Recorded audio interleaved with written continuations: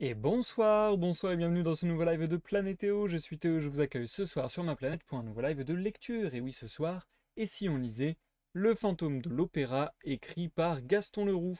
C'est notre 8e épisode sur ce roman, et ce soir nous lirons les chapitres 20 et 21. Et oui, seulement 2 chapitres aujourd'hui, puisque le chapitre 21 est un petit peu long. Donc, comme d'habitude, si vous me regardez en rediffusion, n'hésitez pas à checker la barre de lecture de la vidéo et ou la description de la vidéo. Il se trouve à votre disposition des timecodes qui vont vous permettre de passer l'introduction du live, de passer les pauses que j'effectuerai dans ma lecture et d'aller directement au chapitre 20, au chapitre 21, voire à la deuxième partie du chapitre 21, puisque bien que Gaston Leroux n'ait pas prévu plusieurs parties dans son chapitre 21, il y a de fortes chances que je fasse une découpe complètement arbitraire de ma part en plein milieu du chapitre, parce que il est un petit peu trop long pour être lu d'une traite, je pense. Donc voilà, je prendrai la décision en cours de route selon que je me sente à l'aise ou pas avec ma voix ce soir et tutti quanti. Mais justement, je vais essayer de tirer des leçons des années précédentes et des fois où j'ai pu perdre ma voix sur certains lives. Et puis forcer sur ma voix, même dans d'autres domaines, parce que quand je chante, par exemple, je force énormément sur ma voix. Donc voilà, j'essaie de ménager un petit peu mes cordes vocales. Donc j'essaie de garder cette logique en tête de ménager mes cordes vocales un maximum pour pas que ça soit la merde à ensuite pour les lives de lecture. Qu'est-ce que j'allais dire également? Oui, je vais avoir besoin de vous ce soir encore plus que d'habitude pour repérer les petits soucis éventuels. Je vous explique ça dans 2-3 secondes. Tout d'abord, bonsoir à ceux qui me rejoignent en live. Bonsoir Lulu, j'espère que tu vas bien. Oui, je voulais donc vous dire, mon Stream Deck ne fonctionne plus, ou en tout cas, je sais pas ce qui se passe exactement, mais la fois passée, j'avais eu des petits soucis avec mon son qui s'était pas mis automatiquement, ma pub qui se lançait peu comme d'habitude, et ainsi de suite. J'ai rebindé, donc j'ai recréé les liens entre les boutons de mon Stream Deck et les commandes qu'elles sont censées, enfin que ces boutons sont censés déclencher sur mon PC. Ce qui fait que, voilà, moi j'ai un outil sur le côté, j'appuie sur un bouton, la scène change, le son passe de mute à pas mute, et ainsi de suite. Et donc j'ai tout refait, les branchements, on peut dire, même si c'est numérique, mais voilà, j'ai retissé tous les liens dont il y avait besoin. Merci l'écoute aux portes pour le 24e mois d'abonnement, ça fait très plaisir, merci beaucoup. Et bonsoir à toi, bonsoir Tyler également, j'espère que vous allez bien. Donc voilà, j'ai retissé tous ces liens qui du coup s'étaient déréglés pour une raison qui m'est inconnue. Du coup, je me suis dit, bon, je vais essayer de faire des mises à jour, je vais essayer de régler les problèmes, tout ça, tout ça. J'ai fait une mise à jour d'OBS. Apparemment, j'ai pris une très mauvaise décision parce que de ce que je vois sur internet, cette mise à jour est connue pour apporter pas mal de difficultés et pas mal de bugs avec les Stream Deck. Il est éventuellement possible de repasser sur l'ancienne version, mais je me suis dit, bon, on va voir, peut-être qu'il y a moyen quand même de faire des choses. Donc, du coup, j'ai mis à jour également tout ce qui concerne le Stream Deck. Et donc en ayant tout mis à jour, je retisse les liens, je refais les links entre les boutons, les commandes que ça doit déclencher, tout ça. Et tout fonctionne. Tout fonctionne à l'exception d'un truc, mais qui n'est pas très grave, et voilà, que je peux régler en 2-3 clics par moi-même en cours de live. C'est pas très important. Et donc, ça c'était hier ou avant-hier, je sais plus. Tout fonctionnait. Je lance le live ce soir, plus rien ne fonctionne. Donc du coup, j'avais un peu le seum intégral parce que je me dis bon je me suis fait chier pendant quelques minutes, heures pour rien. Encore une fois, je n'ai aucune idée de où peut venir le problème. Donc, plus que jamais, j'ai besoin de vos retours, les amis. Parce que là, par exemple, je vois que le son de ma voix a l'air d'être plus fort que d'habitude. Donc n'hésitez surtout pas à me dire si la qualité de la vidéo, si la qualité de l'audio est moins bonne que d'habitude, si ça freeze, s'il y a des saccades, s'il y a des bruits robotiques, s'il y a un bruit de fond, ou que sais-je encore. Faites-moi toutes les remarques possibles aussitôt que vous entendez un truc qui n'est pas comme d'habitude. Et si tout est comme d'habitude, tant mieux. On va prier pour que ça ne change pas. Mais c'est vrai que ces mises à jour ont un petit peu foutu le boxon. Bonsoir Lilith, bienvenue sur le live, j'espère que tu vas bien. Et du coup, par rapport à tout cela, j'ai pris la décision de, pour le moment, voilà, faire avec et tout faire à la main, comme à l'ancienne, comme quand j'avais pas de Stream Deck, voilà. Parce que le Stream Deck, de toute manière, c'est un confort. En vrai, on peut faire tout ce qu'on peut faire avec un Stream Deck avec des clics. Mais voilà, ça demande juste à ce que je sois un peu plus focus, on va dire. Donc, j'ai pris la décision de continuer un peu à l'ancienne parce que normalement, je vous en ai parlé, normalement je devrais avoir un nouveau PC dans pas très longtemps. Et du coup, je me suis dit, vas-y, ça sert à rien de te prendre la tête pendant des heures et des heures à essayer de régler les problèmes. Et puis que quand tu arrives en live, ça ne fonctionne plus. Alors que dans quelques temps, je vais changer de PC et je vais devoir recommencer à tout mettre à jour, à tout réinstaller, à tout faire les branchements logiques et ainsi de suite. Donc je me dis, vu que je vais le faire bientôt de toute manière, autant pour le moment faire avec les moyens du bord. Donc voilà, en tout cas, si vraiment il y a un truc au niveau de la qualité du son qui est dégueulasse, vous me dites, à la limite, à la grosse limite, la vidéo, on peut accepter que ce soit un peu moins correct, mais vraiment le son sur mes lectures c'est primordial quoi. S'il n'y a pas le son, ça sert à rien. Donc voilà, n'hésitez pas. Qu'est-ce que j'avais également à lire? Nos stress, on va être compréhensif. Alors, c'est gentil l'écoute aux portes, mais je ne vous demande pas de l'être forcément. Je vous demande d'être franc, genre honnête et tout, comme ça, dès qu'il y a un problème, au moins je suis au courant et je peux essayer de taffer dessus. Parce que si je ne suis pas au courant qu'il y a des problèmes et que tout le monde me dit si, si, ça va, eh bien le problème va persister pendant des minutes, des heures, peut-être des lives entiers sans que je m'en rende compte. Et après, à la rediff, je vais m'en mordre les doigts et je vais me dire putain, mais merde, j'ai fait ça avec des mauvaises conditions. Il faudrait limite refaire quoi. Donc voilà.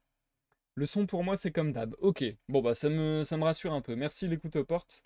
Ça me rassure, ça me rassure.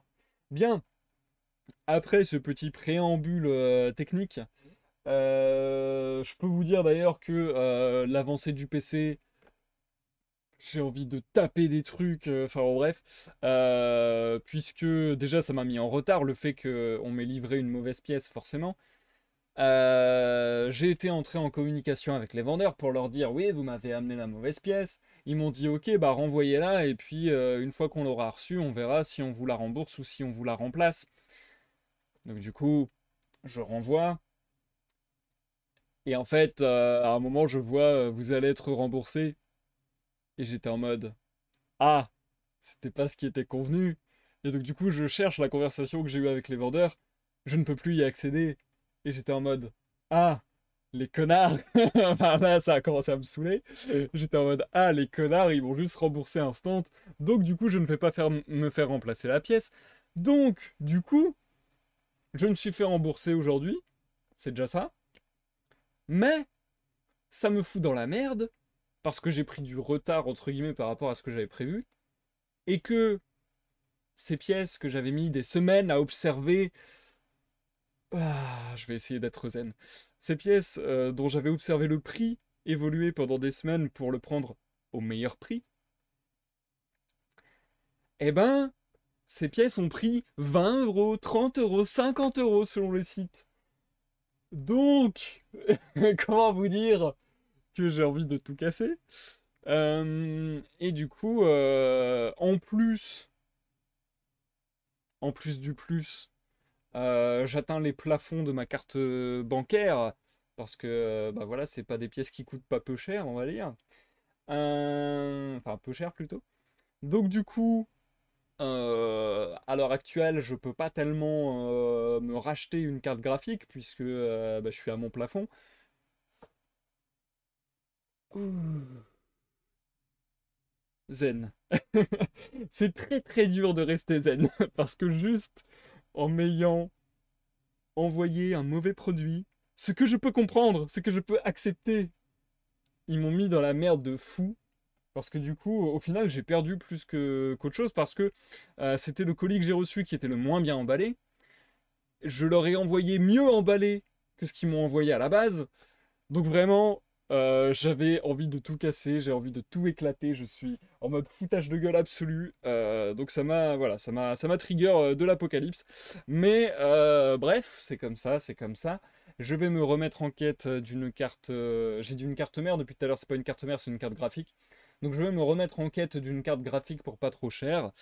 Et puis le PC arrivera quand il devra arriver. Oh, de toute manière, quand il devra arriver, j'ai ajouté un T qui n'existe pas. Mais de toute manière, je me doutais bien, forcément, que monter un PC ne serait pas sans embûche et qu'il y avait de fortes chances d'imprévus. Les livraisons, tout ça, on connaît. Donc voilà, j'essaie de rester zen. J'essaie de rester zen malgré les imprévus, parce qu'au final, les imprévus étaient prévus. Et ça, c'est beau. Bien, on est bon. Surtout qu'en plus, on a peut-être des raisons de se réjouir. Je fais un aparté qui va intéresser peut-être que moi, mais on a peut-être des raisons de se réjouir. En plus, c'est pas sûr du tout. Mais je viens de voir, je viens d'être averti. En fait, je l'ai vu depuis 2 3 jours, mais j'y croyais pas trop. Et apparemment, c'est basé sur des trucs un peu tangibles à voir. Mais peut-être, peut-être,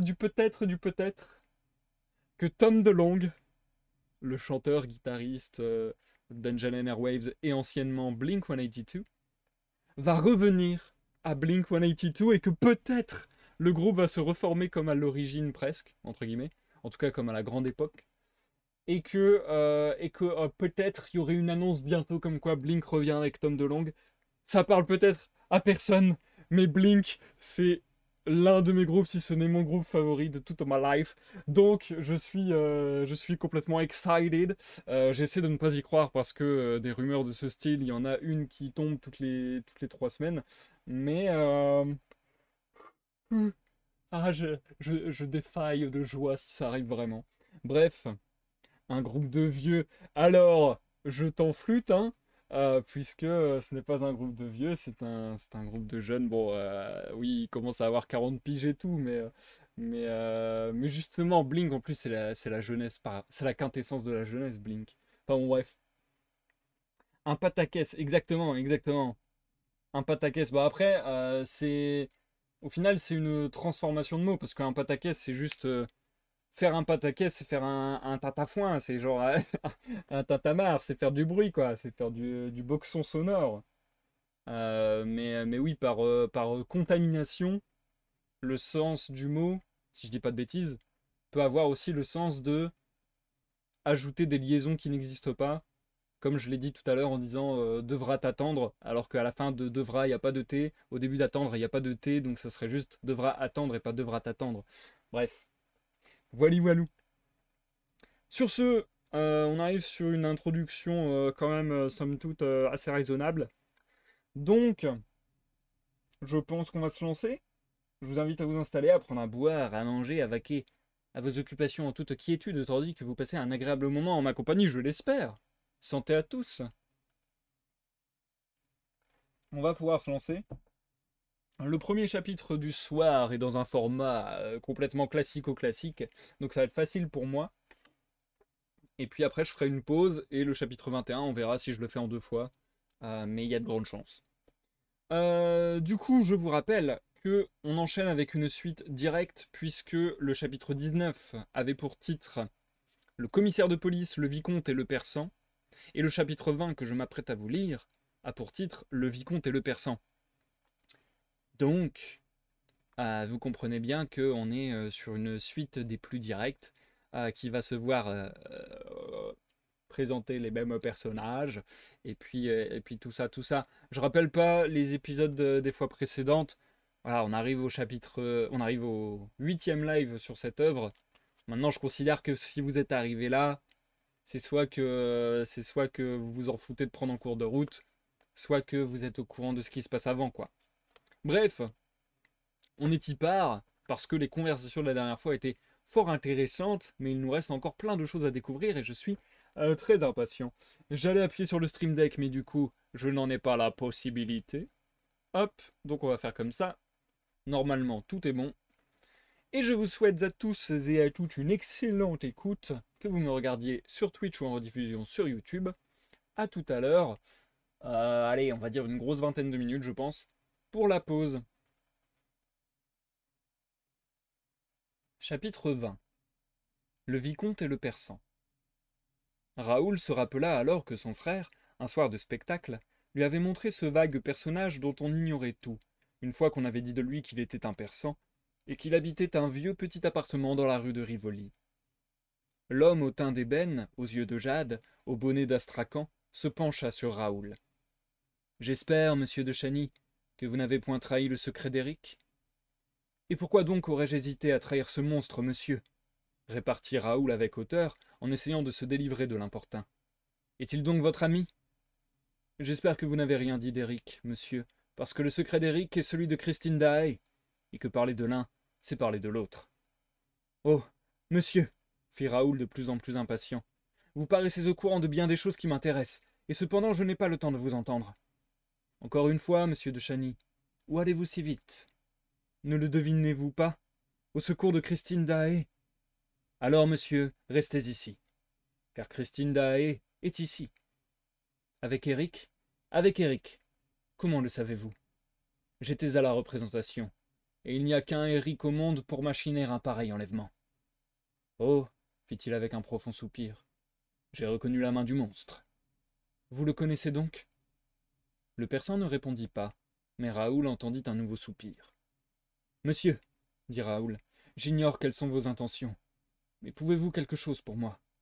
Je veux dire, pour Christine Daae. Je le crois, monsieur de Chagny, et voilà pourquoi je vous ai abordé. Que pouvez-vous? Essayez de vous conduire auprès d'elle, et auprès de lui. Monsieur, c'est une entreprise que j'ai déjà vainement tentée ce soir, mais si vous me rendez un service pareil, ma vie vous appartient. Monsieur, encore un mot. Le commissaire de police vient de m'apprendre que Christine Daae avait été enlevée par mon frère, le comte Philippe. Oh, monsieur de Chagny, moi je n'en crois rien. Cela n'est pas possible, n'est-ce pas? Je ne sais pas si cela est possible, mais il y a façon d'enlever, et monsieur le comte Philippe, que je sache, n'a jamais travaillé dans la féerie. Vos arguments sont frappants, monsieur, et je ne suis qu'un faux. Oh, monsieur, courons, courons, je m'en remets entièrement à vous.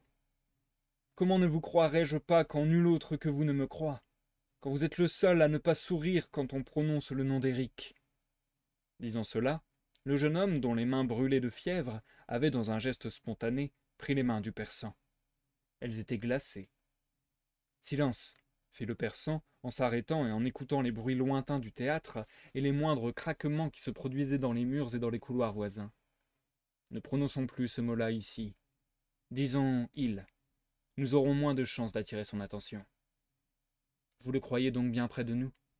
Tout est possible, monsieur, s'il n'est pas en ce moment avec sa victime dans la demeure du lac. Ah, vous aussi vous connaissez cette demeure. S'il n'est pas dans cette demeure, il peut être dans ce mur, dans ce plancher, dans ce plafond. Que sais-je? L'œil dans cette serrure, l'oreille dans cette poutre. Et le persan, en le priant d'assourdir le bruit de ses pas, entraîna Raoul dans des couloirs que le jeune homme n'avait jamais vus, même au temps où Christine le promenait dans ce labyrinthe. Pourvu, fit le persan, pourvu que Darius soit arrivé. Qui est-ce, Darius? Interrogea encore le jeune homme en courant. Darius, c'est mon domestique. Ils étaient en ce moment au centre d'une véritable place déserte, pièce immense qu'éclairait mal un lumignon. Le persan arrêta Raoul, et tout bas, si bas que Raoul avait peine à l'entendre, il lui demanda. Qu'est-ce que vous avez dit au commissaire? Je lui ai dit que le voleur de Christine Daae était l'ange de la musique, dit le fantôme de l'opéra, et que son véritable nom était... Chut! Et le commissaire vous a cru? Non. Il n'a point attaché à ce que vous disiez quelque importance? Aucune. Il vous a pris un peu pour un fou? Oui. Tant mieux, soupira le persan. Et la course recommença. Après avoir monté et descendu plusieurs escaliers inconnus de Raoul, les deux hommes se trouvèrent en face d'une porte que le persan ouvrit avec un petit passe-partout qu'il tira d'une poche de son gilet. Le persan, comme Raoul, était naturellement en habit. Seulement, si Raoul avait un chapeau haut de forme, le persan avait un bonnet d'astrakhan, ainsi que je l'ai déjà fait remarquer. C'était un accroc au code d'élégance qui régissait les coulisses où le chapeau haut de forme est exigé, mais il est entendu qu'en France on permet tout aux étrangers, la casquette de voyage aux Anglais, le bonnet d'Astrakhan au persan. « Monsieur, dit le persan, votre chapeau haute forme va vous gêner pour l'expédition que nous projetons. Vous feriez bien de le laisser dans la loge. »« Quelle loge ?» demanda Raoul. « Mais celle de Christine Daae ?» Et le persan, ayant fait passer Raoul par la porte qu'il venait d'ouvrir, lui montra en face la loge de l'actrice. Raoul ignorait qu'on pût venir chez Christine par un autre chemin que celui qu'il suivait ordinairement. Il se trouvait alors à l'extrémité du couloir qu'il avait l'habitude de parcourir en entier avant de frapper à la porte de la loge.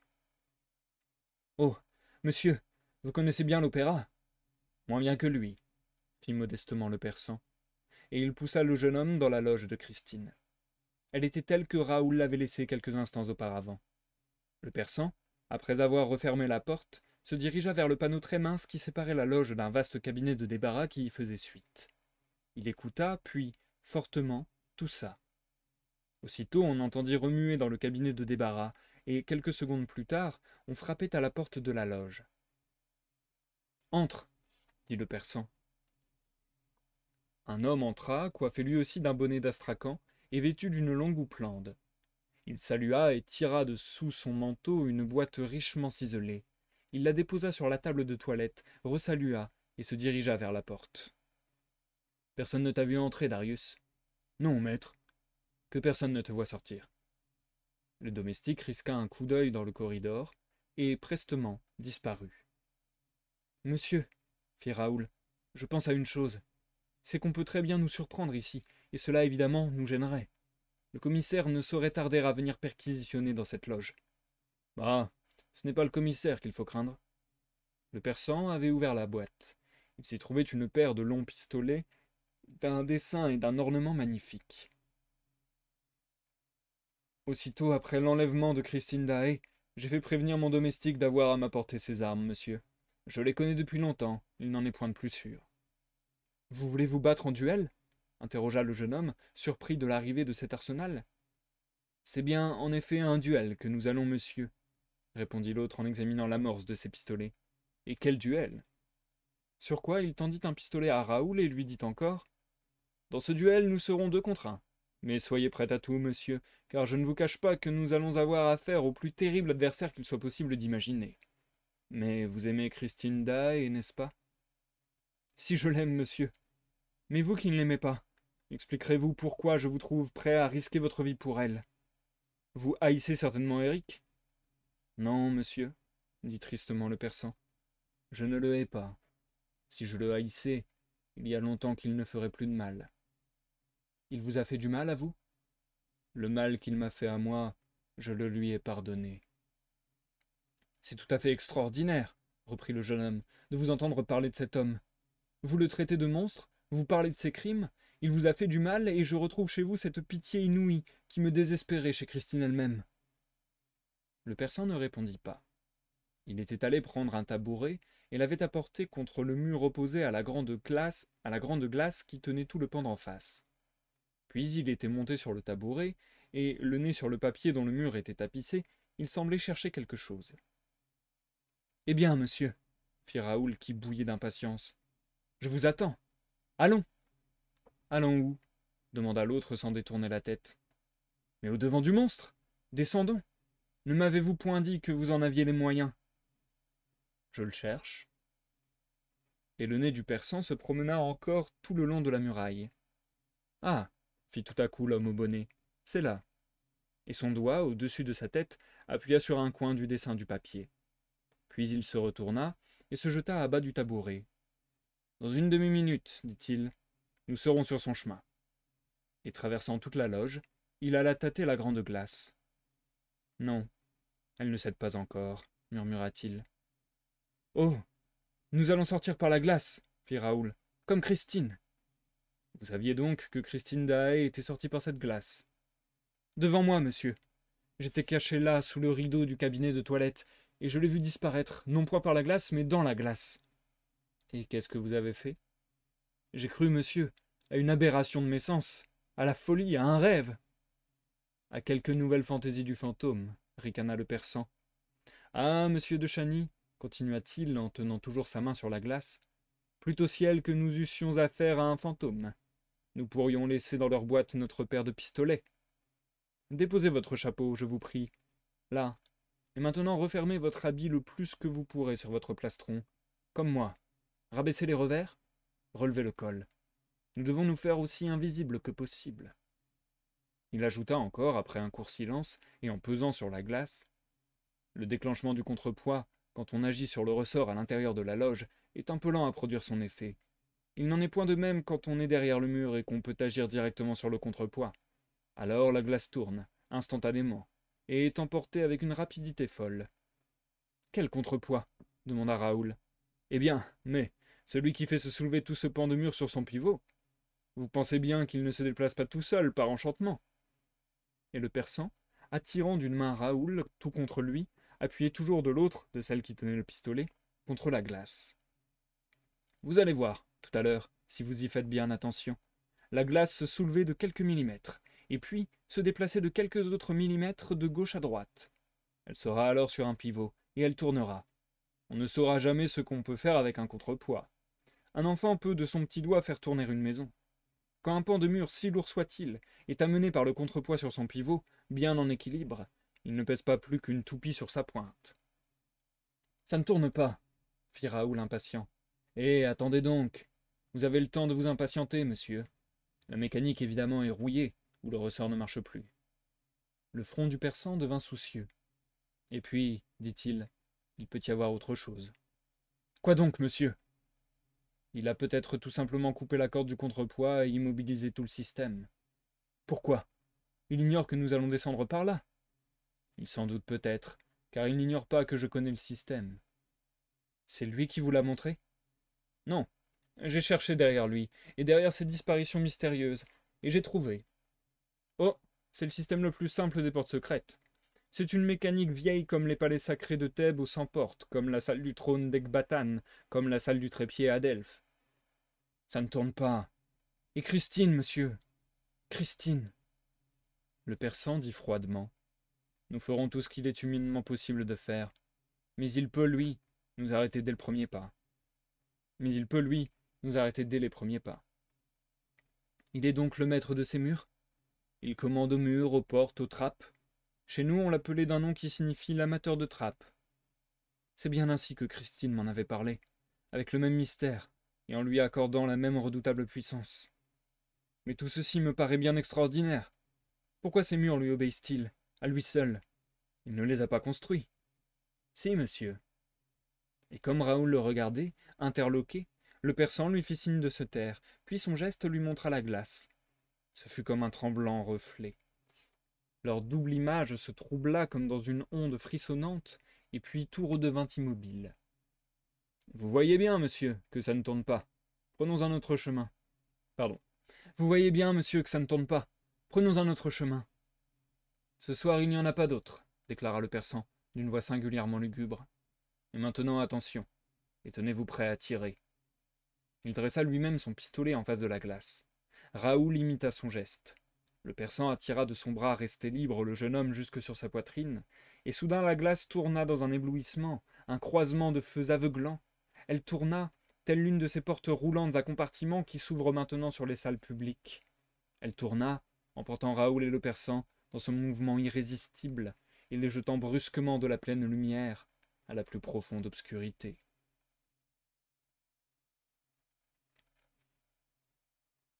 Et c'est la fin du chapitre 20, les amis. Hop. Nous marquons une courte pause.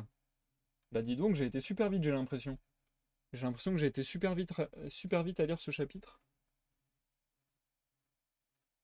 Bon, après, il faisait que 8 pages, je crois. Il faisait que 8 pages, et c'était 8 pages avec beaucoup de dialogues, donc forcément, les dialogues, ça prend pas la page entière, donc c'est facile. Enfin, c'est. Ça allège les pages vachement. Donc du coup, c'est forcément plus rapide. Mais, à part ça, giga intéressant comme chapitre, parce que là, du coup, on a vraiment un pivot. On parlait de pivot dans les discours du persan.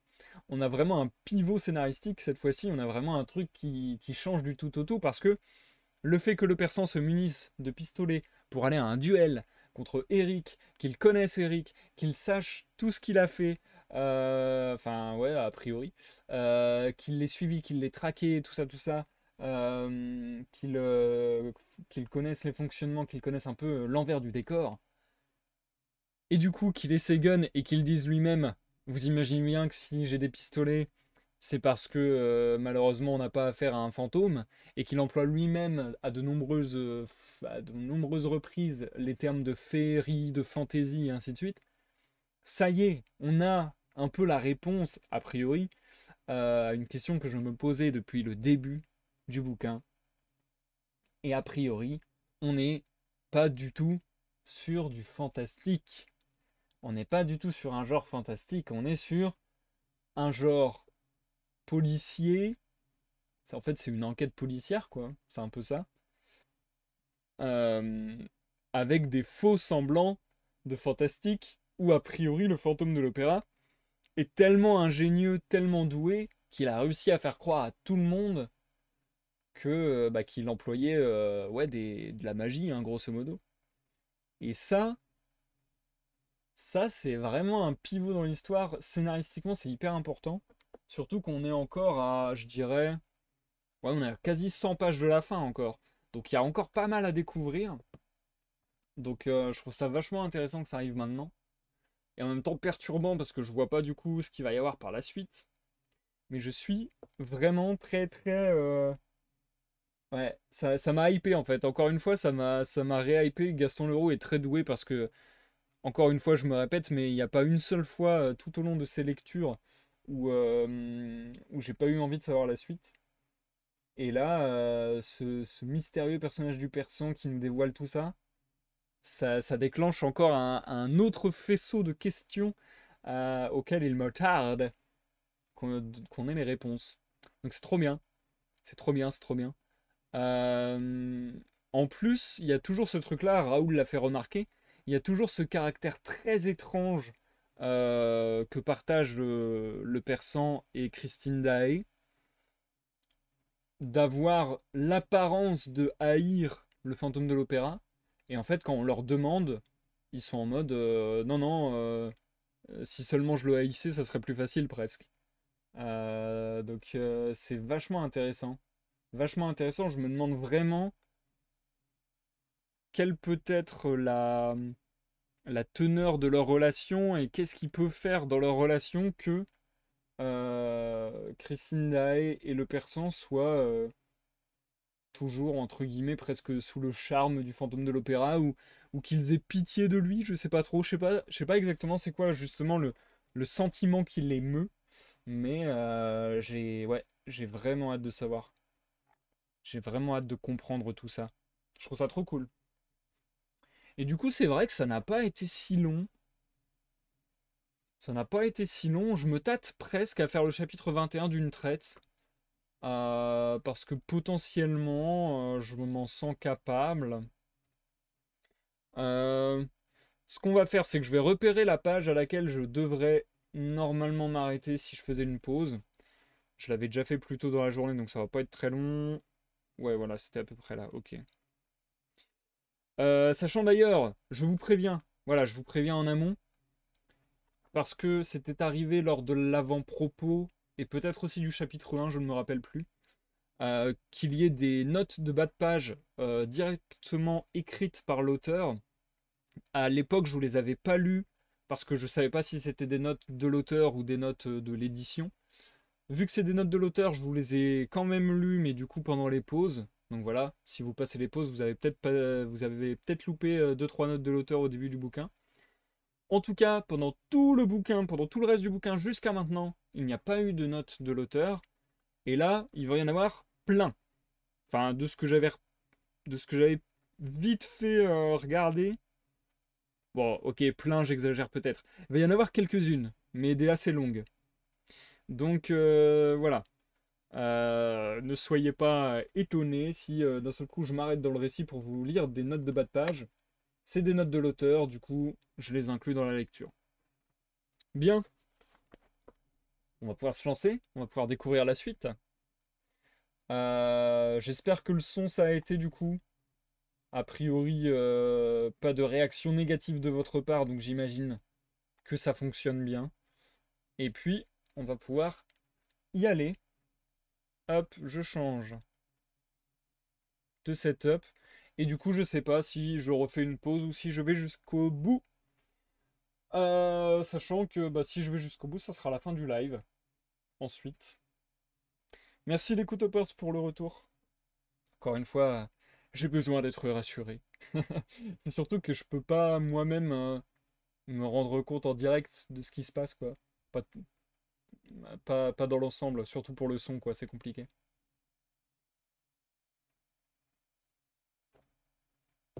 Allez, chapitre 21, soit je vous le lis dans son intégralité et je vous reviens à mon avis dans au moins 40, enfin peut-être pas 40 minutes.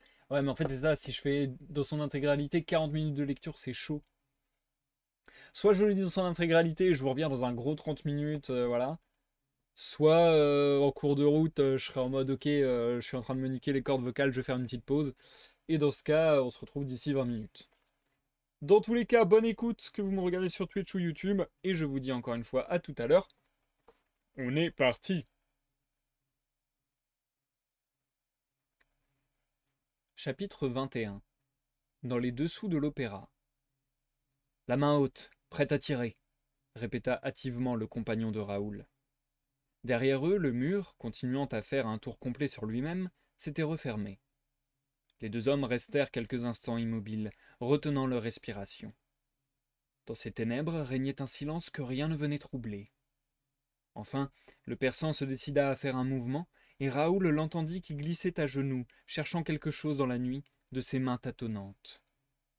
Soudain, devant le jeune homme, les ténèbres s'éclairèrent prudemment au feu d'une petite lanterne sourde, et Raoul eut un recul instinctif comme pour échapper à l'investigation d'un secret ennemi. Mais il comprit aussitôt que ce feu appartenait au persan, dont il suivait tous les gestes. Le petit disque rouge se promenait sur les parois, en haut, en bas, tout autour d'eux, méticuleusement. Ces parois étaient formées à droite d'un mur, à gauche d'une cloison en planches, au-dessus et au-dessous des planchers. Et Raoul se disait que Christine avait passé par là le jour où elle avait suivi la voix de l'ange de la musique.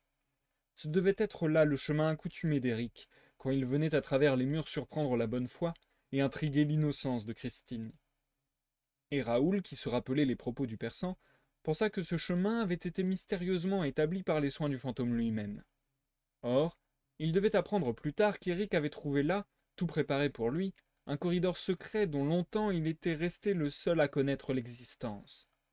Ce corridor avait été créé lors de la Commune de Paris pour permettre aux geôliers de conduire directement leurs prisonniers au cachot que l'on avait construit dans les caves, car les fédérés avaient occupé le bâtiment aussitôt après le 18 mars et en avaient fait tout en haut un point de départ pour les montgolfières chargées d'aller porter dans les départements leurs proclamations incendiaires, et tout en bas, une prison d'État. Le persan s'était mis à genoux et avait déposé par terre sa lanterne. Il semblait occupé à une rapide besogne dans le plancher, et tout à coup, il voila sa lumière. Alors Raoul entendit un léger déclic et aperçut dans le plancher du corridor un carré lumineux très pâle. C'était comme si une fenêtre venait de s'ouvrir sur les dessous encore éclairés de l'opéra. Raoul ne voyait plus le persan, mais il le sentit soudain à son côté, et il entendit son souffle. « Suivez-moi, et faites tout ce que je ferai. » Raoul fut dirigé vers la lucarne lumineuse. Alors, il vit le persan qui s'agenouillait encore et qui, se suspendant par les mains à la lucarne, se laissait glisser dans les dessous. Le persan tenait alors son pistolet entre les dents. Chose curieuse, le vicomte avait pleinement confiance dans le persan. Malgré qu'il ignorât tout de lui, et que la plupart de ses propos n'eussent fait qu'augmenter l'obscurité de cette aventure, il n'hésitait point à croire que, dans cette heure décisive, le persan était avec lui contre Éric. Son émotion lui avait paru sincère quand il lui avait parlé du monstre. L'intérêt qu'il lui avait montré ne lui semblait point suspect. Enfin, si le persan avait nourri quelques sinistres projets contre Raoul, il n'eût pas armé celui-ci de ses propres mains. Et puis, pour tout dire, ne fallait-il point arriver coûte que coûte auprès de Christine? Raoul n'avait pas le choix des moyens. S'il avait hésité, même avec des doutes sur les intentions du persan, le jeune homme se fut considéré comme le dernier des lâches. Raoul à son tour s'agenouilla et se suspendit à la trappe des deux mains. « Lâchez tout ! entendit-il, et il tomba dans les bras du persan, qui lui ordonna aussitôt de se jeter à plat ventre, referma au-dessus de leur tête la trappe, sans que Raoul pût voir par quel stratagème, et vint se coucher aux côtés du vicomte. Celui-ci voulut lui poser une question, mais la main du persan s'appuya sur sa bouche, et aussitôt il entendit une voix qu'il reconnut pour être celle du commissaire de police qui tout à l'heure l'avait interrogé. Raoul et le persan se trouvaient alors tous deux derrière un cloisonnement qui les dissimulait parfaitement. Près de là, un étroit escalier montait à une petite pièce, dans laquelle le commissaire devait se promener en posant des questions, car on entendait le bruit de ses pas en même temps que celui de sa voix. La lumière qui entourait les objets était bien faible. Mais en sortant de cette obscurité épaisse qui régnait dans le couloir secret du haut, Raoul n'eut point de peine à distinguer la forme des choses. Et il ne put retenir une sourde exclamation, car il y avait là 3 cadavres. Le premier était étendu sur l'étroit palier du petit escalier qui montait jusqu'à la porte derrière laquelle on entendait le commissaire. Les 2 autres avaient roulé au bas de cet escalier, les bras en croix. Raoul, en passant ses doigts à travers le cloisonnement qui le cachait, eût pu toucher la main de l'un de ces malheureux. « Silence !» fit encore le persan dans un souffle. Lui aussi avait vu les corps étendus, et il eut un mot pour tout expliquer. « Lui !» La voix du commissaire se faisait alors entendre avec plus d'éclat. Il réclamait des explications sur le système d'éclairage que le régisseur lui donnait. Le commissaire devait donc se trouver dans le jeu d'orgue, ou dans ses dépendances. Contrairement à ce que l'on pourrait croire, surtout quand il s'agit d'un théâtre d'opéra, le jeu d'orgue n'est nullement destiné à faire de la musique.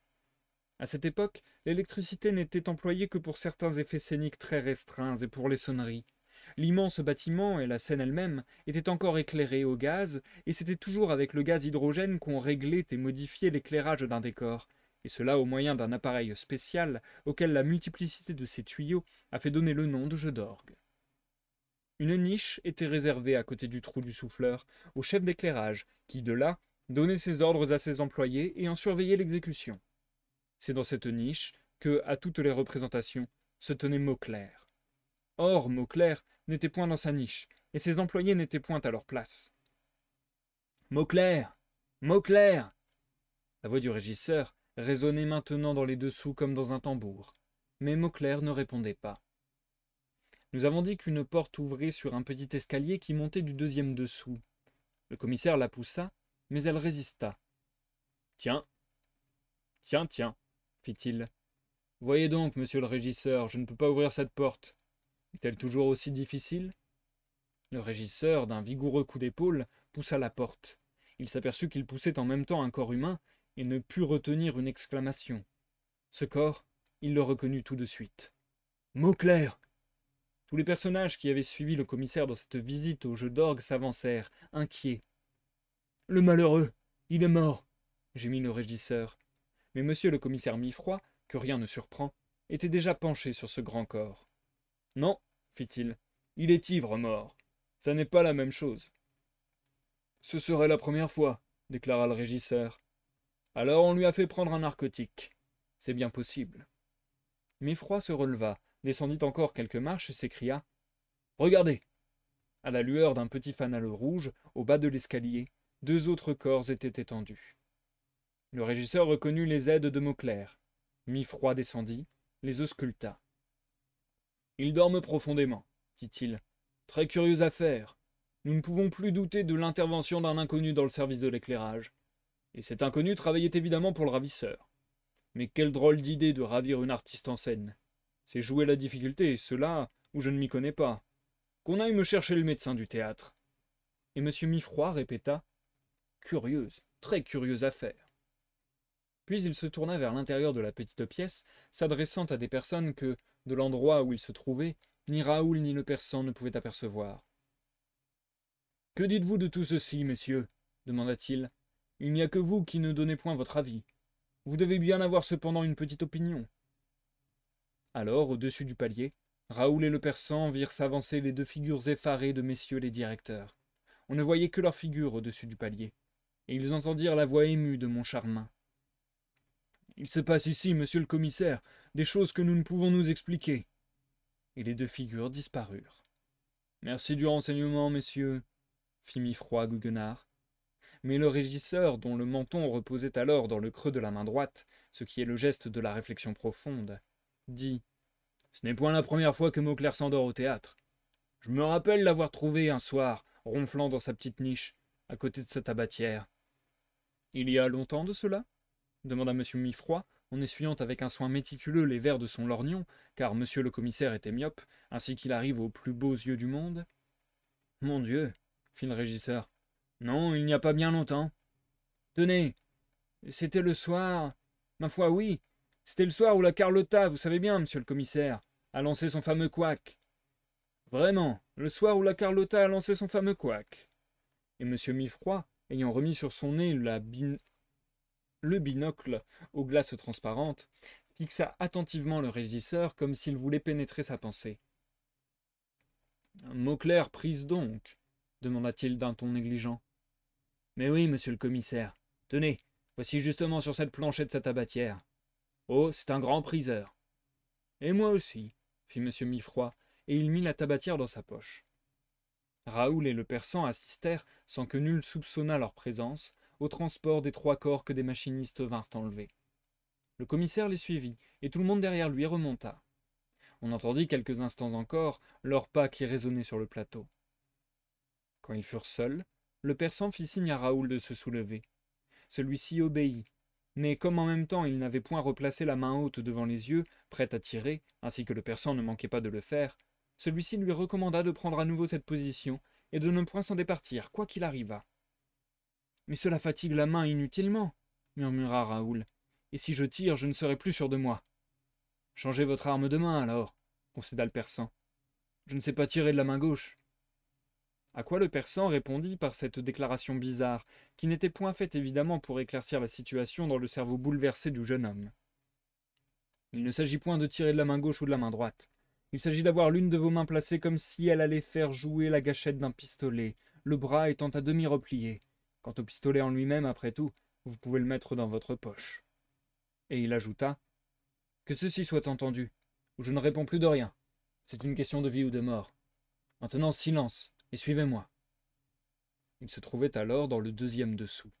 Raoul ne faisait qu'entrevoir à la lueur de quelques luminions immobiles, çà et là, dans leur prison de verre, une infime partie de cet abîme extravagant, sublime et enfantin, amusant comme une boîte de guignol, effrayant comme un gouffre, que sont les dessous de la scène à l'opéra. Ils sont formidables et au nombre de 5. Ils reproduisent tous les plans de la scène, ses trappes et ses trapillons. Les costières seules y sont remplacées par des rails. Des charpentes transversales supportent trappes et trapillons. Des poteaux reposant sur des dés de fonte ou de pierre, de sablières ou chapeaux de forme, forment des séries de fermes qui permettent de laisser un libre passage aux gloires et aux autres combinaisons ou trucs. On donne à ces appareils une certaine stabilité, en les reliant au moyen de crochets de fer et suivant les besoins du moment. Les treuils, les tambours, les contrepoids sont généreusement distribués dans les dessous.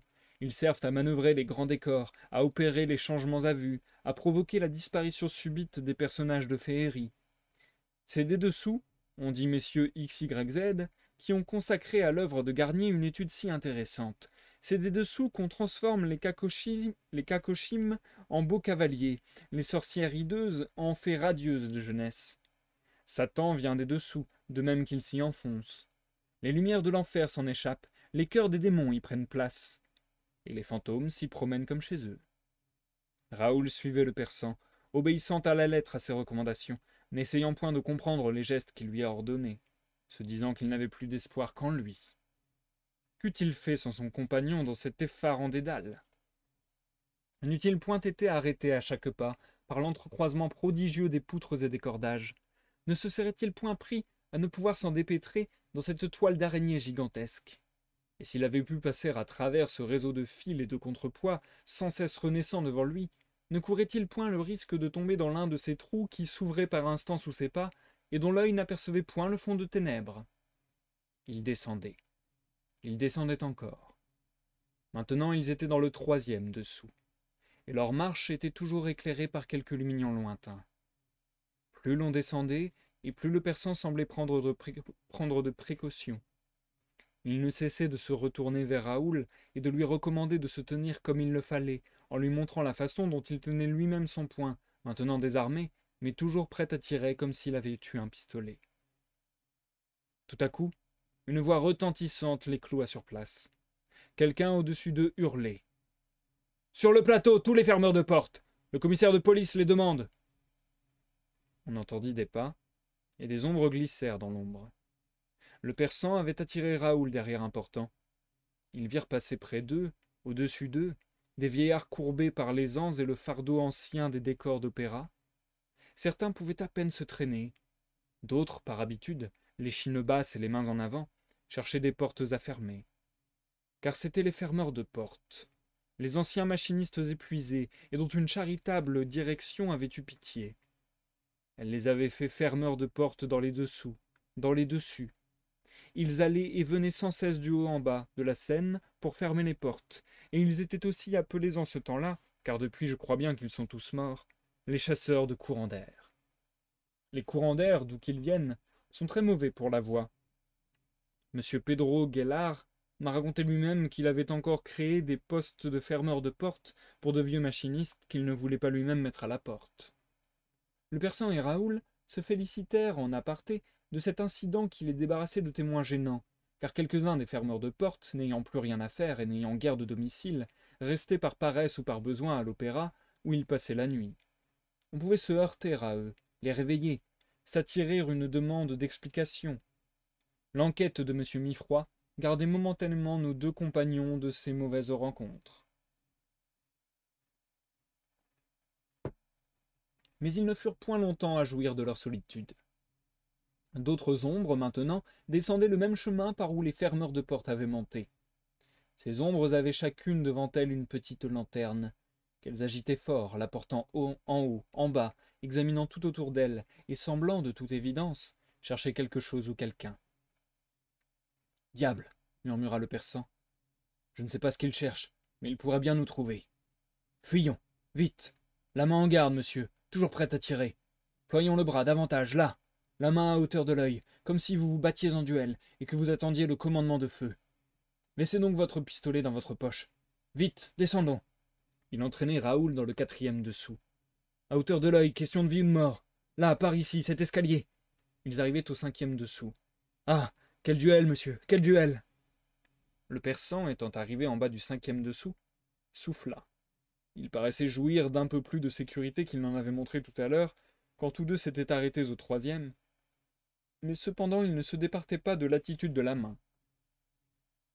Raoul eut le temps de s'étonner une fois de plus, sans du reste faire aucune nouvelle observation, aucune, car en vérité ce n'était pas le moment, de s'étonner, dis-je en silence, de cette extraordinaire conception de la défense personnelle qui consistait à garder son pistolet dans sa poche, pendant que la main restait toute prête à s'en servir, comme si le pistolet était encore dans la main, à hauteur de l'œil. Position d'attente du commandant de feu dans le duel de cette époque. Et à ce propos, Raoul croyait pouvoir penser encore ceci. Je me rappelle fort bien qu'il m'a dit « Ce sont des pistolets dont je suis sûr ». D'où il lui semblait logique de tirer cette conclusion interrogative. Qu'est-ce que ça peut bien lui faire d'être sûr d'un pistolet dont il trouve inutile de se servir? Mais le persan l'arrêta dans ses vagues essais de cogitation. Lui faisant signe de se tenir en place, il remonta de quelques degrés l'escalier qu'il venait de quitter. Puis, rapidement, il revint auprès de Raoul. « Nous sommes stupides, » lui souffla-t-il. « Nous allons être bientôt débarrassés des ombres aux lanternes.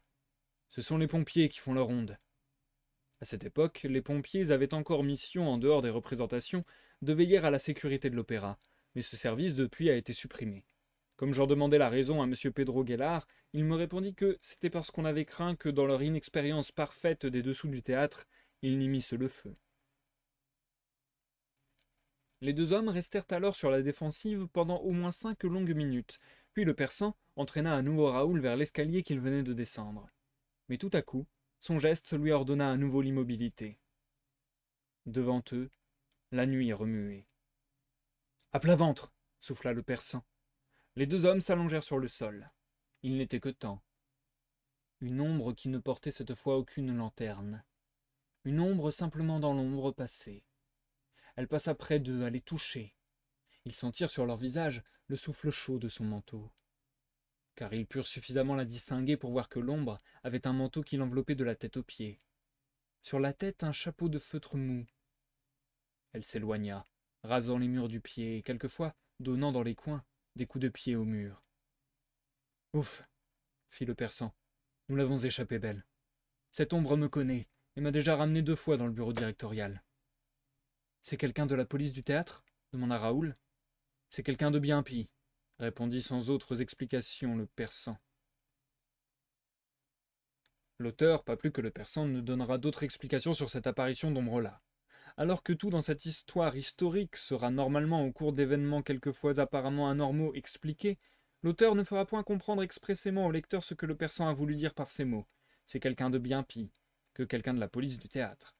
Le lecteur devra le deviner, car l'auteur a promis à l'ex-directeur de l'opéra, M. Pedro Guelard, de lui garder le secret sur la personnalité extrêmement intéressante et utile de l'ombre errante au manteau qui, tout en se condamnant à vivre dans les dessous du théâtre, a rendu de si prodigieux services à ceux qui, les soirs de gala par exemple, osent se risquer dans les dessus.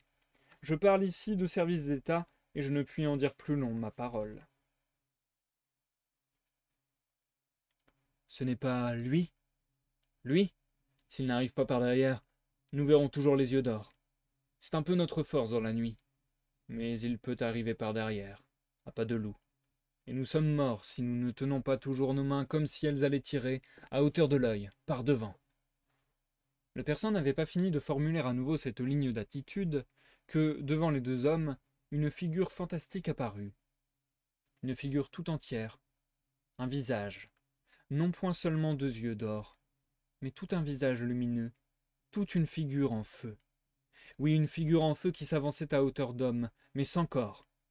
Cette figure dégageait du feu. Elle paraissait dans la nuit comme une flamme à forme de figure d'homme.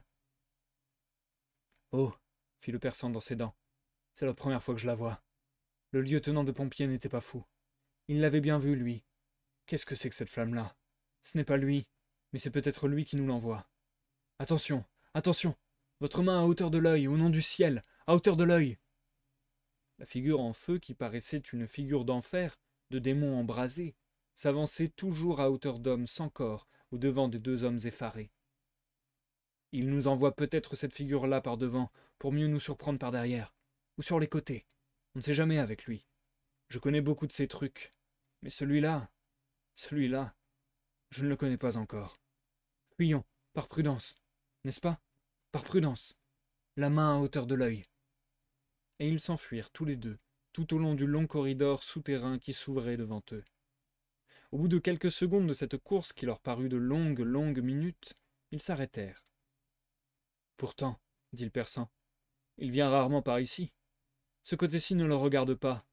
Ce côté-ci ne conduit pas au lac, ni à la demeure du lac. Mais il sait peut-être que nous sommes à ses trousses, bien que je lui ai promis de le laisser tranquille désormais et de ne plus m'occuper de ses histoires. » Ce disant, il tourna la tête, et Raoul aussi tourna la tête. Or, ils aperçurent encore la tête en feu derrière leurs 2 têtes. Elle les avait suivis. Et elle avait dû courir aussi, et peut-être plus vite qu'eux, car il leur parut qu'elle s'était rapprochée. En même temps, ils commencèrent à distinguer un certain bruit, dont il leur était impossible de deviner la nature. Ils se rendirent simplement compte que ce bruit semblait se déplacer et se rapprocher avec la flamme figure d'homme. C'étaient des grincements, ou plutôt crissements, comme si des milliers d'ongles se fussent éraillés au tableau noir, bruit effroyablement insupportable, qui est encore produit quelquefois par une petite pierre à l'intérieur du bâton de craie qui vient grincer contre le tableau noir. Ils reculèrent encore, mais la figure flamme avançait toujours, gagnant sur eux. On pouvait voir très bien ses traits maintenant. Les yeux étaient tout ronds et fixes, le nez un peu de travers et la bouche grande avec une lèvre inférieure en demi-cercle, pendante. À peu près comme les yeux, le nez et la lèvre de la lune, quand la lune est toute rouge, couleur de sang. Comment cette lune rouge glissait-elle dans les ténèbres, à hauteur d'homme, sans point d'appui, sans corps pour la supporter, du moins apparemment? Et comment allait-elle si vite, tout droit, avec ses yeux fixes, si fixes? Et tout ce grincement, craquement, crissement qu'elle traînait avec elle, d'où venait-il? À un moment, le persan et Raoul ne purent plus reculer. Ils s'aplatirent contre la muraille, ne sachant ce qu'il allait advenir d'eux à cause de cette figure incompréhensible de feu, et surtout maintenant, du bruit plus intense, plus grouillant, plus vivant, très nombreux, car certainement ce bruit était fait de centaines de petits bruits qui remuaient dans les ténèbres sous la tête flamme. Elle avance, la tête flamme. La voilà, avec son bruit. La voilà à hauteur. Et les deux compagnons, aplatis contre la muraille, sentent leurs cheveux se dresser d'horreur sur leur tête, car ils savent maintenant d'où viennent les mille bruits. Ils viennent en troupe, roulés dans l'ombre par d'innombrables petits flots pressés, plus rapides que les flots qui trottent sur le sable à la marée montante, des petits flots de nuit qui moutonnent sous la lune tête-flamme. Les petits flots leur passent dans les jambes, leur montent dans les jambes irrésistiblement. Alors, Raoul et le persan ne peuvent plus retenir leurs cris d'horreur, d'épouvante et de douleur. Ils ne peuvent plus non plus continuer de tenir leurs mains à hauteur de l'œil, tenus du duel au pistolet à cette époque, avant le commandement de feu. Leurs mains descendent à leurs jambes pour repousser les petits îlots luisants, et qui roulent des petites choses aiguës, des flots qui sont pleins de pattes et d'ongles et de griffes et de dents. Oui, oui, Raoul et le persan sont prêts à s'évanouir, comme le lieutenant de pompiers Papin. Mais la tête-feu s'est retournée vers eux à leur hurlement, et elle leur parle. Ne bougez pas! Ne bougez pas! Surtout ne me suivez pas! C'est moi le tueur de rats! Laissez-moi passer avec mes rats! Et brusquement la tête-feu disparaît, évanouie dans les ténèbres, cependant que devant elle le couloir au loin s'éclaire, simple résultat de la manœuvre que le tueur de rats vient de faire subir à sa lanterne lourde. Tout à l'heure, pour ne point effaroucher les rats devant lui, il avait tourné sa lanterne sourde sur lui-même, illuminant sa propre tête. Maintenant, pour hâter sa fuite, il éclaire l'espace noir devant elle. Alors il bondit, entraînant avec lui tous les flots de rats, grimpant, crissant, tous les mille bruits. Le persan et Raoul, libérés, respirent, quoique tremblants encore. J'aurais dû me rappeler qu'Éric m'avait parlé du tueur de rats, fit le persan, mais il ne m'avait pas dit qu'il se présentait sous cet aspect. Et c'est bizarre que je ne l'ai jamais rencontré. L'ancien directeur de l'opéra, M. Pedro Guélard, m'a conté un jour au Cap d'Aille, chez Madame Pierre Wolf, toute l'immense déprédation souterraine due au ravage des rats, jusqu'au jour où l'administration traita, pour un prix assez élevé du reste, avec un individu qui se faisait fort de supprimer le fléau en venant faire un tour dans les caves tous les 15 jours. Depuis, il n'y a plus de rats à l'opéra que ceux qui sont admis au foyer de la danse. M. Guélard pensait que cet homme avait découvert un parfum secret qui attirait à lui les rats comme le coq levant, dont certains pêcheurs se garnissent les jambes, attirent le poisson. Il les entraînait sur ses pas dans quelques caveaux, où les rats enivrés se laissaient noyer. Nous avons vu l'épouvante que l'apparition de cette figure avait déjà causée au lieutenant de pompiers, épouvante qui était allée jusqu'à l'évanouissement, conversation avec M. Guélard, et pour moi, il ne fait point de doute, que la tête-flamme rencontrée par ce pompier soit la même qui mit dans un si cruel émoi le persan et le vicomte de Chagny, papier du persan. Ah, j'ai bien cru que c'était encore là l'un des tours du monstre, soupira-t-il. Mais non, il ne vient jamais dans ces parages. Nous sommes donc bien loin du lac, interrogea Raoul. Quand donc arriverons-nous, monsieur? Allons au lac, allons au lac. Quand nous serons au lac, nous appellerons, nous secourrons les murs, nous crierons. Christine nous entendra, et lui aussi nous entendra, et puisque vous le connaissez, nous lui parlerons. Enfant, fit le persan, nous n'entrerons jamais dans la demeure du lac par le lac. Pourquoi cela? Parce que c'est là qu'il a accumulé toute sa défense. Moi-même, je n'ai jamais pu aborder sur l'autre rive, sur la rive de la maison. Il faut traverser le lac d'abord, et il est bien gardé. Je crains que plus d'un de ceux, anciens machinistes, vieux fermeurs de portes, que l'on n'a jamais revus, n'ait simplement tenté de traverser le lac. C'est terrible. J'ai failli moi-même y rester. Si le monstre ne m'avait reconnu à temps. Un conseil, monsieur, n'approchez jamais du lac. Et surtout, bouchez-vous les oreilles si vous entendez chanter la voix sous l'eau, la voix de la sirène. Mais alors, reprit Raoul dans un transport de fièvre, d'impatience et de rage, que faisons-nous ici? Si vous ne pouvez rien pour Christine, laissez-moi au moins mourir pour elle. Le persan essaya de calmer le jeune homme. Nous n'avons qu'un moyen de sauver Christine Daae, croyez-moi, c'est de pénétrer dans cette demeure sans que le monstre s'en aperçoive. Nous pouvons espérer cela, monsieur? Eh, si je n'avais pas cet espoir-là, je ne serais pas venu vous chercher. Et par où peut-on entrer dans la demeure du lac, sans passer par le lac? Par le troisième dessous, d'où nous avons été si malencontreusement chassés. Monsieur, et où nous allons retourner de ce pas? Je vais vous dire, monsieur, fit le persan, la voix soudain altérée. Je vais vous dire l'endroit exact. Cela se trouve entre une ferme et un décor abandonné du roi de Lahore, exactement à l'endroit où est mort Joseph Bucket. Ah, Ce chef machiniste que l'on a trouvé pendu? Oui, monsieur, ajouta sur un singulier ton le persan, et dont on a pu retrouver la corde. Allons, du courage, et en route, et remettez votre main en garde, monsieur. Mais où sommes-nous donc?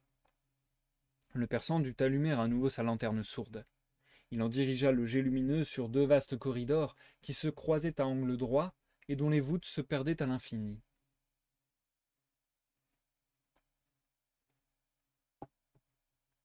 Nous devons être, dit-il, dans la partie réservée plus particulièrement au service des eaux. Je n'aperçois aucun feu venant des calorifères. Il précéda Raoul, cherchant son chemin, s'arrêtant brusquement quand il redoutait le passage de quelques hydrauliciens.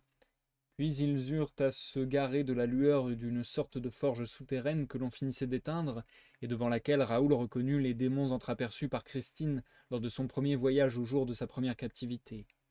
Ainsi, il revenait peu à peu jusque sous les prodigieux dessous de la Seine. Il devait être alors tout au fond de la cuve, à une très grande profondeur, si l'on songe que l'on a creusé la terre à 15 mètres au-dessous des couches d'eau qui existaient dans toute cette partie de la capitale, et l'on dut épuiser toute l'eau. On en retira tant que, pour se faire une idée de la masse d'eau expulsée par les pompes, il faudrait se représenter en surface la cour du Louvre, et en hauteur 1,5 fois les tours de Notre-Dame. Tout de même, il fallut garder un lac. À ce moment, le persan toucha une paroi et dit « Si je ne me trompe, voici un mur qui pourrait bien appartenir à la demeure du lac. » Il frappait alors contre une paroi de la cuve, et peut-être n'est-il point inutile que le lecteur sache comment avaient été construits le fond et les parois de la cuve. Afin d'éviter que les eaux qui entourent la construction ne restassent tout simplement, afin d'éviter que les eaux qui entourent la construction ne restassent en contact immédiat avec les murs soutenant tout l'établissement de la machinerie théâtrale, dont l'ensemble de charpentes, de menuiseries, de serrureries, de toiles peintes à la détrempe doit être tout spécialement préservé de l'humidité, l'architecte s'est vu dans la nécessité d'établir partout une double enveloppe. Le travail de cette double enveloppe demanda toute une année. C'est contre le mur de la première enveloppe intérieure que frappait le persan en parlant à Raoul de la demeure du lac. Pour quelqu'un qui eût connu l'architecture du monument, le geste du persan semblait indiquer que la mystérieuse maison d'Éric avait été construite dans la double enveloppe, formée d'un gros mur construit en bâtard d'eau, puis par un mur de briques, une énorme couche de ciment, et un autre mur de plusieurs mètres d'épaisseur. Aux paroles du persan, Raoul s'était jeté contre la paroi, et avidement avait écouté. Mais il n'entendit rien. Rien que des pas lointains qui résonnaient sur le plancher dans les parties hautes du théâtre. Le persan avait à nouveau éteint sa lanterne. « Attention, fit-il, gare à la main, et maintenant silence, car nous allons essayer encore de pénétrer chez lui. » Et il l'entraîna jusqu'au petit escalier que tout à l'heure ils avaient descendu. Ils remontèrent, s'arrêtant à chaque marche, épiant l'ombre et le silence. Ainsi se retrouvèrent-ils au 3e dessous. Le persan fit alors signe à Raoul de se mettre à genoux, et c'est ainsi, en se traînant sur les genoux et sur une main, l'autre main étant toujours dans la position indiquée, qu'ils arrivèrent contre la paroi du fond. Contre cette paroi, il y avait une vaste toile abandonnée du décor du roi de Lahore. Et, tout près de ce décor, un portant.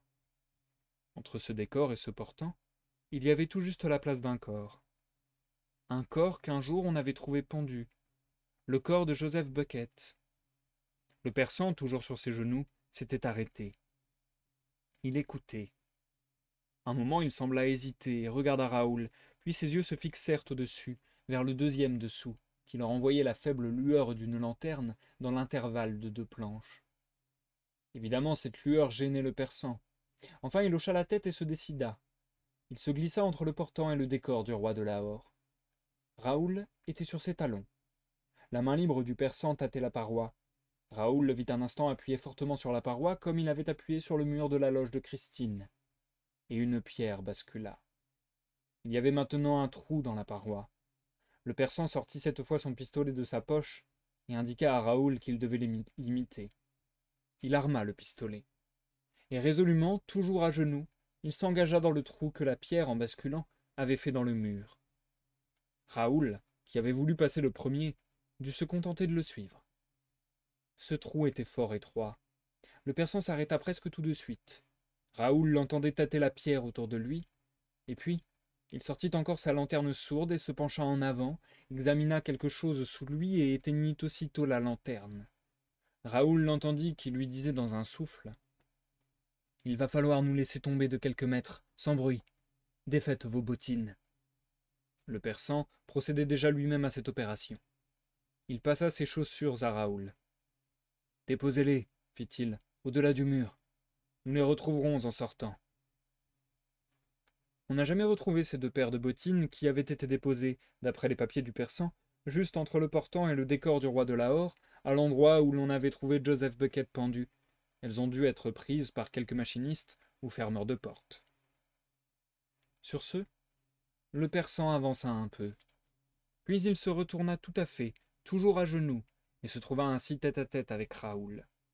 Il lui dit: « Je vais me suspendre par les mains à l'extrémité de la pierre et me laisser tomber dans sa maison. Ensuite, vous ferez exactement comme moi. N'ayez crainte, je vous recevrai dans mes bras. » Le persan fit comme il le disait, et au-dessous de lui, Raoul entendit bientôt un bruit sourd qui était produit évidemment par la chute du persan. Le jeune homme tressaillit dans la crainte que ce bruit ne révélât leur présence. Cependant, plus que ce bruit, l'absence de tout autre bruit était pour Raoul un affreux sujet d'angoisse. Comment, d'après le persan, il venait de pénétrer dans les murs mêmes de la demeure du lac, et l'on n'entendait point Christine? Pas un cri, pas un appel, pas un gémissement. Grand Dieu! Arriverait-il trop tard? Raclant de ses genoux la muraille, s'accrochant à la pierre de ses doigts nerveux, Raoul, à son tour, se laissa tomber. Et aussitôt il sentit une étreinte. « C'est moi !» fit le persan. « Silence !» Ils restèrent immobiles, écoutant. Jamais autour d'eux, la nuit n'avait été plus opaque. Jamais le silence plus pesant, ni plus terrible. Raoul s'enfonçait les ongles dans les lèvres pour ne pas hurler. « Christine, c'est moi. Réponds-moi si tu n'es pas morte. Christine !» Enfin, le jeu de la lanterne sourde recommença. Le persan en dirigea les rayons au-dessus de leur tête, contre la muraille, cherchant le trou par lequel ils étaient venus, et ne le trouvant plus. « Oh !»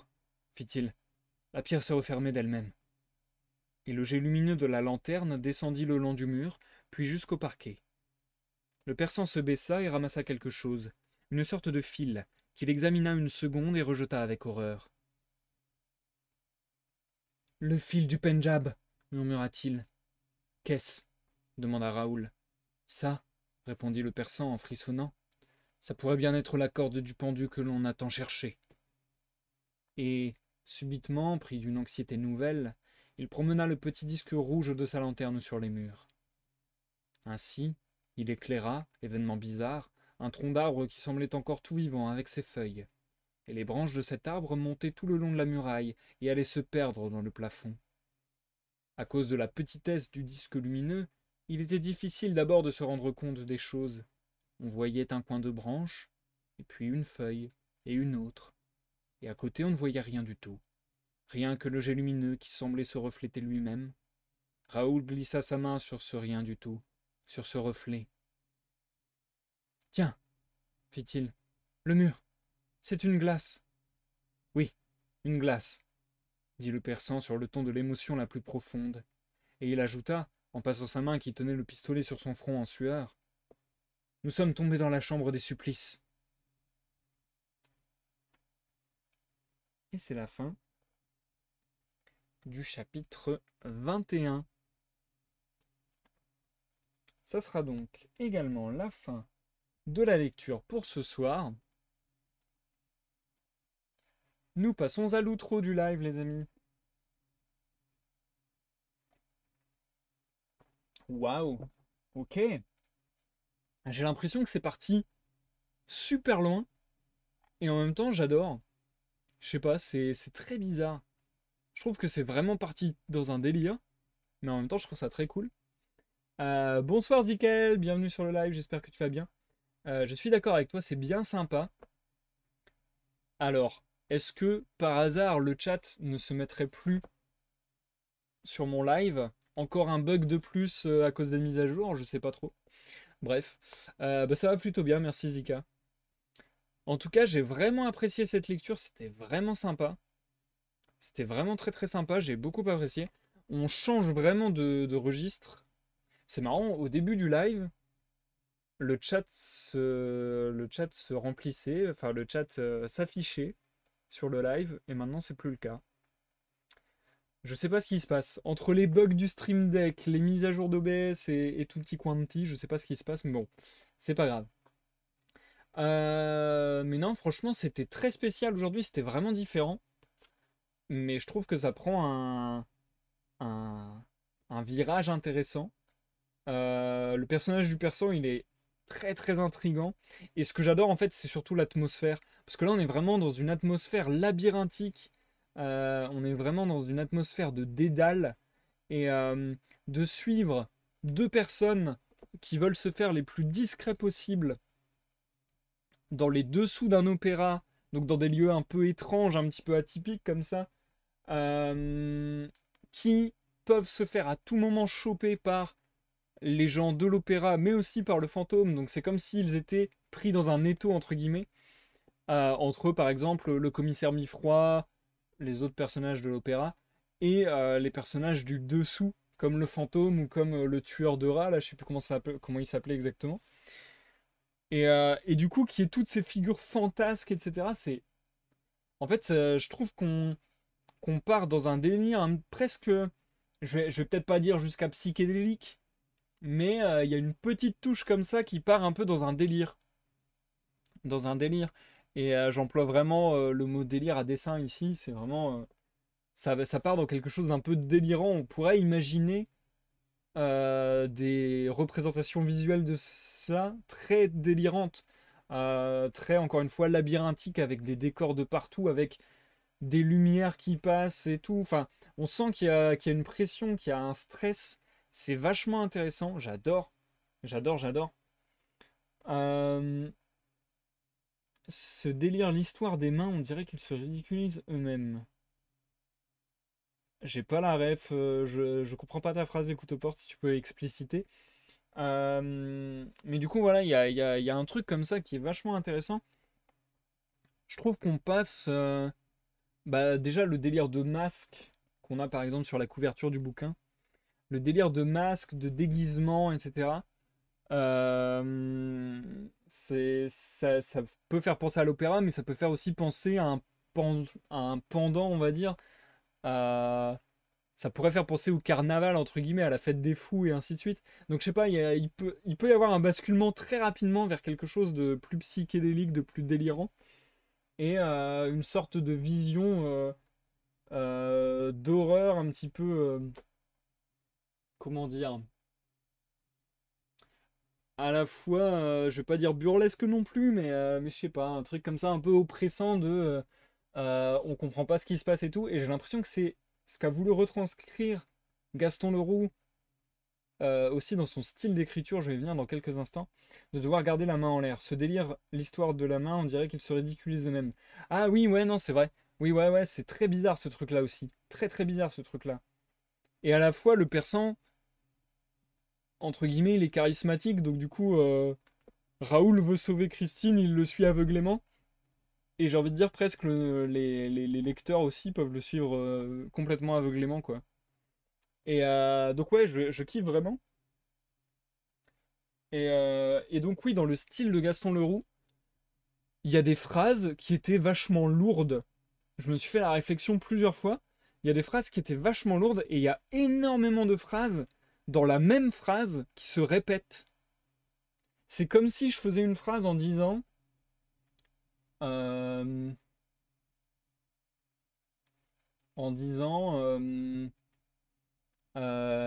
c'était une maison bleue adossée à la colline. On y vient à pied, virgule, et ils y étaient venus à pied par la colline à cette maison bleue.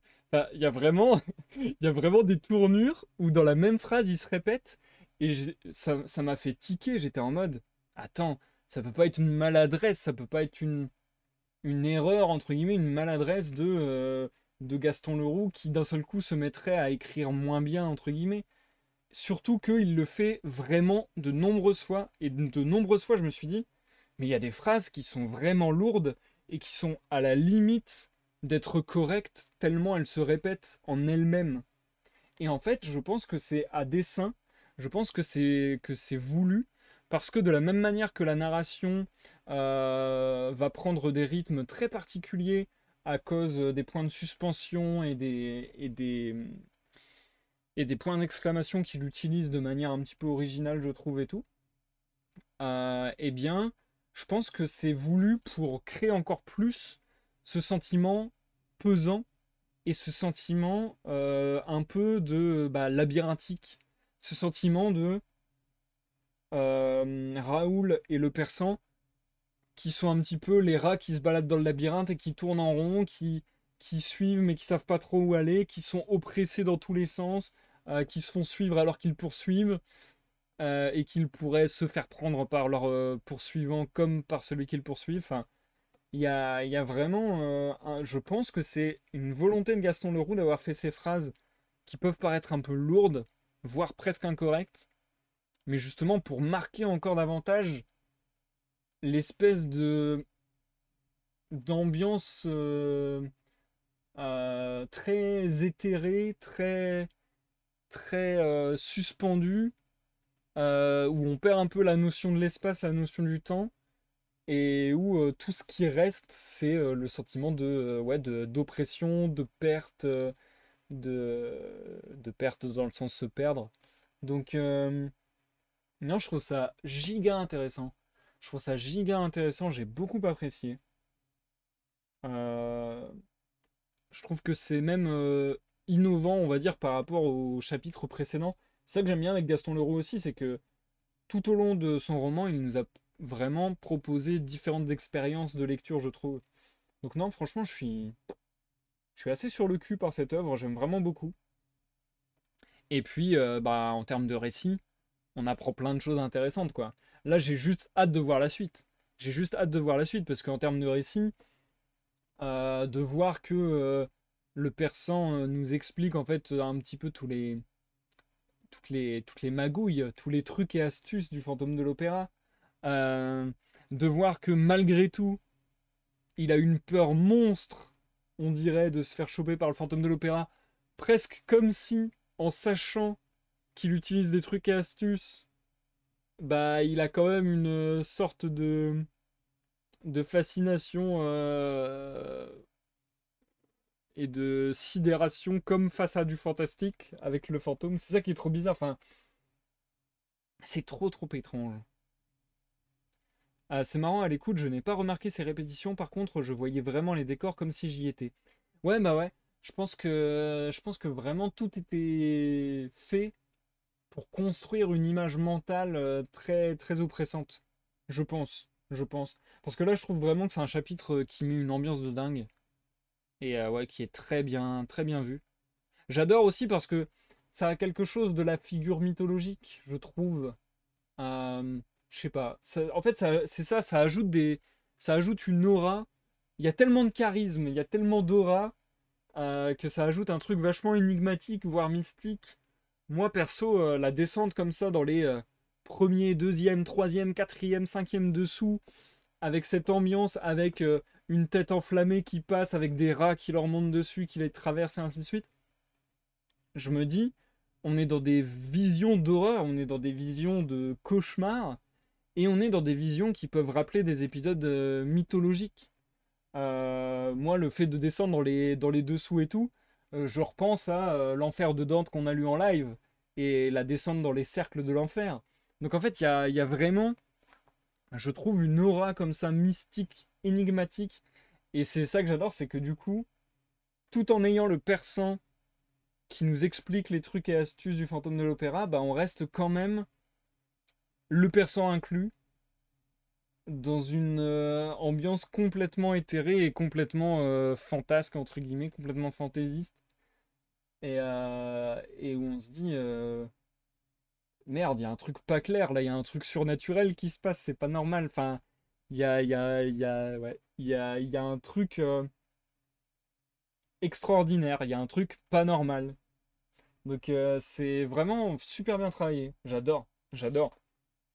Le fait aussi qu'il y ait eu énormément de notes de bas de page, ça pour le coup c'est un peu différent je trouve. C'était pas déplaisant. elles n'étaient pas non plus hyper intéressantes.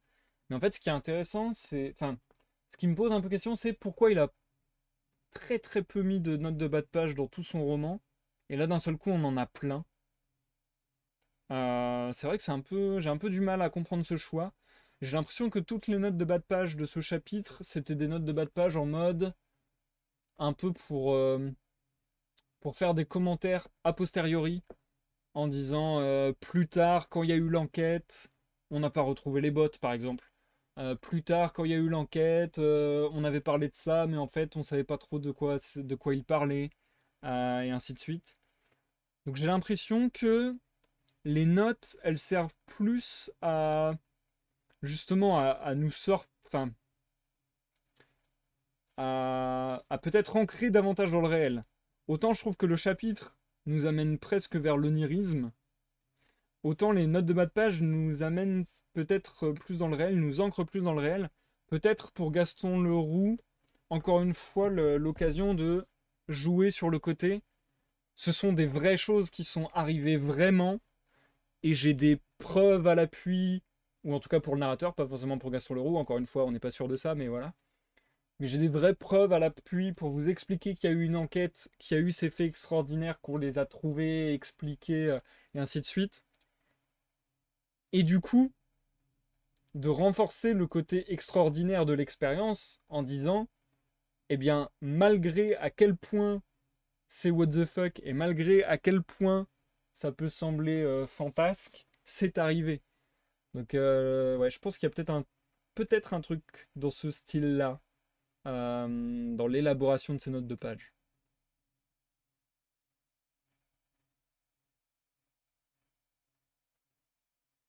Badge niveau...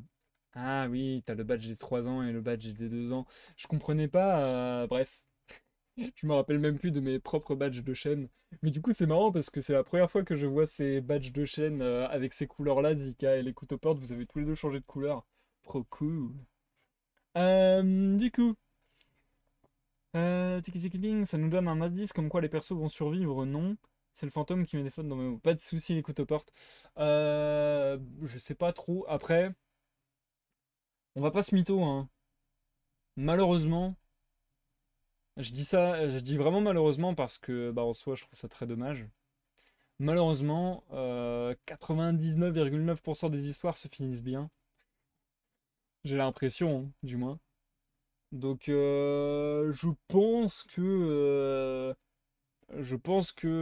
on peut se dire que à la fin, les gentils avec des gros guillemets vont gagner.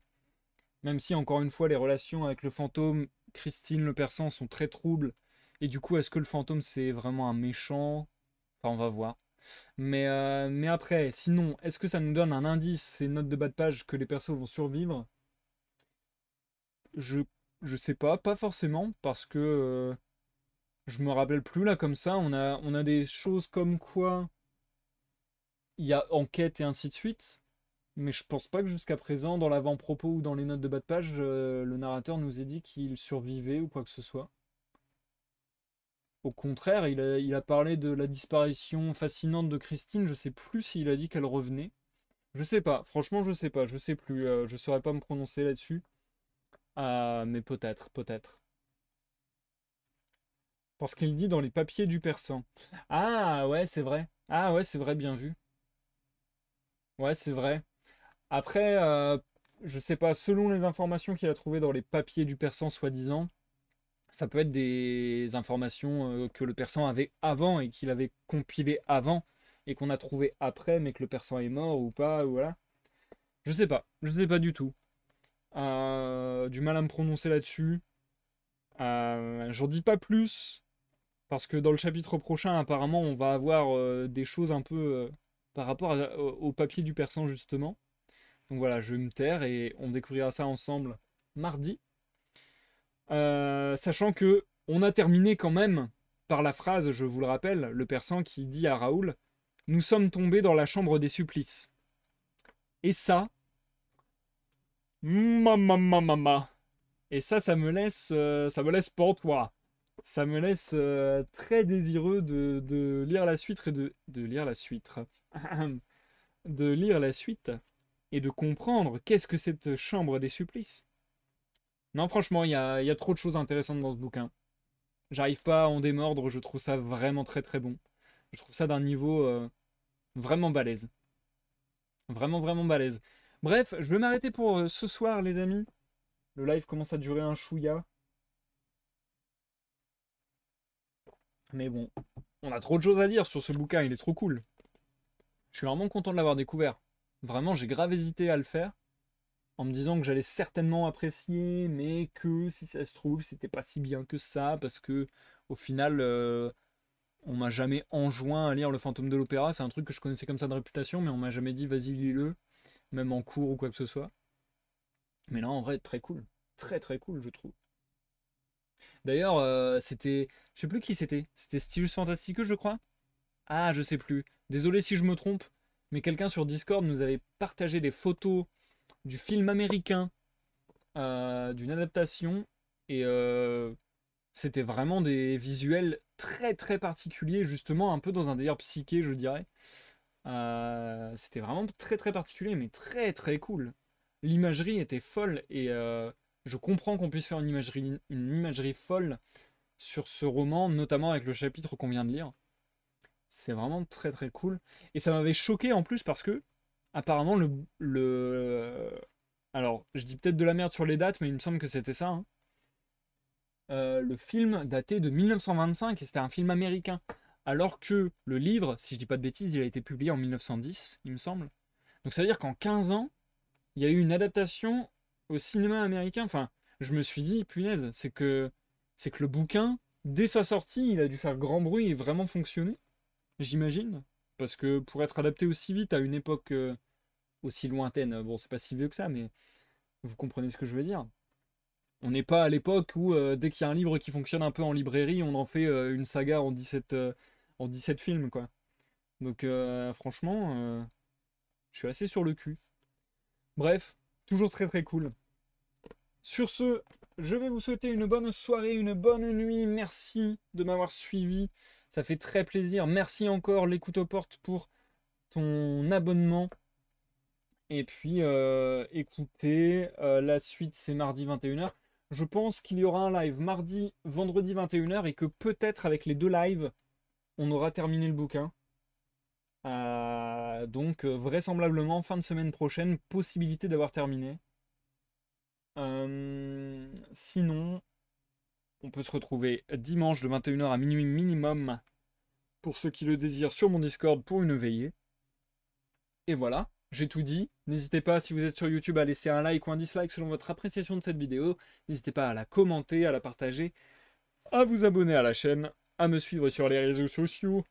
Voilà, j'ai fait la propagande. On est bon. Et sur ce, je vais vous souhaiter à tous une excellente nuitée, un excellent samedi dimanche. Vous dire des bisous, à la prochaine, et bye bye!